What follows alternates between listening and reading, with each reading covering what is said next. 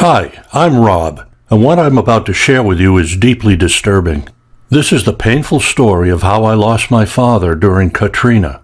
And it was not the storm's enormous force that killed him, not the massive floods that followed, and not even the lack of food, water, or shelter. It was something no amount of weapons, bullets, or military training could protect him from, and it's guaranteed to strike you during any crisis. I'm about to tell you everything there is to know about this silent killer, and I'll even share with you what I'm doing and what you can do starting today to protect your family.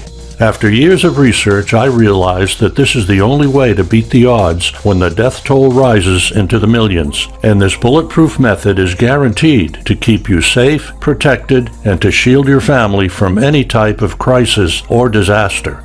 Looking back, I would have killed to have this life-saving information. So listen carefully. After Hurricane Katrina hit, I thought we survived the worst of it, but little did I know about the dramatic twist of events that would eventually lead to my father's passing. You see, even though he had no visible wounds, and despite the fact that he was healthy as an ox after the storm hit, my father started getting sicker and sicker. And as you're about to see, taking him to the ER was the biggest mistake I could have made. When we got to the hospital, the smell of death was overwhelming. Everywhere I looked, corpses covered in white sheets filled the halls. The hospital was packed like a sardine can, and people were barely clinging on to their lives. Women, children, and grown men alike, all of them were doomed, coughing, wheezing, and bleeding. I won't get into more details. Let's just say it was like I'd walked into a horror movie. And things started to get even worse. To make the long story short, my dad and I stood there all day begging for someone to help us. We were forced to sleep on the floor and hope for the best while he continued to get worse, shivering and vomiting the entire time. Meanwhile, doctors and nurses were literally running from one place to the other and still couldn't keep up with the workload. They could only treat patients in the most critical conditions. In fact, after the hurricane, doctors and nurses were convicted for speeding up the death process in certain patients because they couldn't keep up. And on that night, somewhere between 3 to 4 a.m., my dad died in my arms.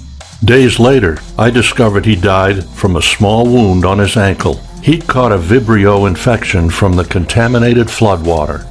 Imagine how I felt, knowing my father died because of a tiny cut on his ankle. I was enraged and revolted by the doctors and our entire health system. I felt stupid and ashamed for being so impotent myself, and for being so naive to have this blind trust in our health care. If only I knew what I know today, I know for a fact I could have saved him. And this is the exact reason I'm sharing this story with you right now. I want to hand you the information I now have in order to make sure you know exactly what to do in the extreme case that something similar ever happens to yourself or one of your loved ones. Look, I used to believe the biggest threats in any crisis are the lack of food, water, or shelter. But after my father's death, I soon realized that all of these things are useless if you don't have the proper tools to take care of yourself. The truth is, the number one killer in any crisis is disease and infection.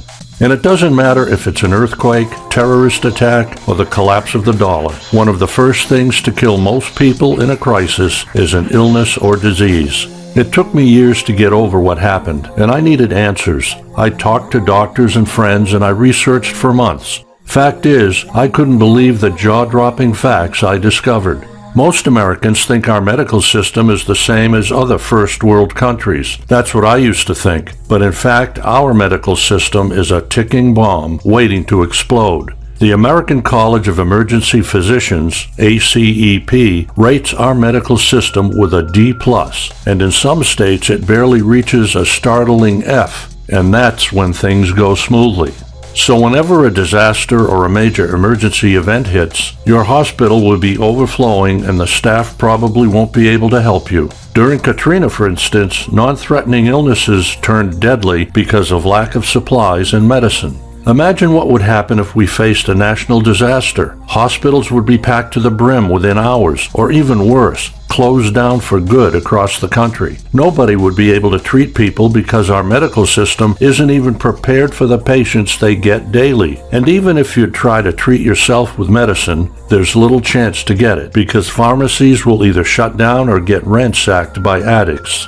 Trucks carrying medical supplies stop delivering whenever there's a crisis, be it the next terrorist attack, natural disaster, or economic meltdown, and pharmacies are emptied within minutes. Here's the worst part. When the hurricane hit New Orleans, it knocked out both power and running water. And when the grid is down, sewage and water systems fail. Raw sewage runs into the streets and contaminates the water supply beyond repair. And all these play a major part in shattering your health. As I already told